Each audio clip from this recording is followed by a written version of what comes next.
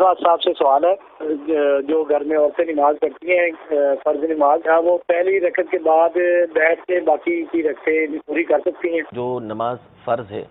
اسی طرح واجب ہے، وطر ہے جیسے یہ نماز عیدین ہے، اور جو سنت فجر ہے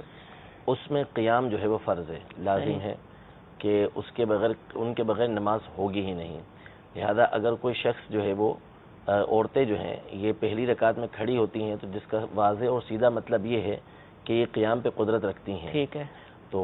اب ہاں کوئی بوڑھی عورت ایسی ہے کہ ایک دفعہ بیٹھ گئی، یا ایسی عورت ہے کہ جو اتنی کمزور ہے، اس کی تکلیف ایسی ہے کہ اب بیٹھنے کے بعد اس کا کھڑا ہونا بہت مشکل ہو جاتا ہے، اور عمومی طور پہ ایسا ہوتا نہیں ہے۔ یہ بھی عام کسی طور پر جو عورتیں ان کے حوالے سے پوچھ رہے ہیں، جی عام طور پہ ایسا ہوتا نہیں ہے، عادتاً اس طرح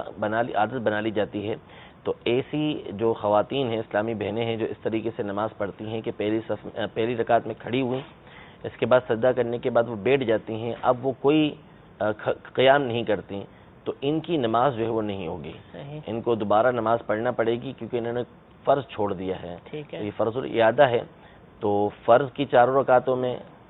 جو 3 رکعتیں ہیں 3 رکعتوں میں، جو 2 رکعتیں ہیں 2 رکعتیں، اسی طرح وطر واجب ہیں ان کی 3 رکعتوں میں، اسی طرح سنت فجر اس میں قیام کرنا یہ ضروری ہے، اس کے بغیر ان کی نماز نہیں ہوگی۔ لہذا یہ جو سستی کاہلی کی وجہ سے جتنی نمازیں اس طرح پڑھی ہیں ساری کی ساری ان کو لوٹانا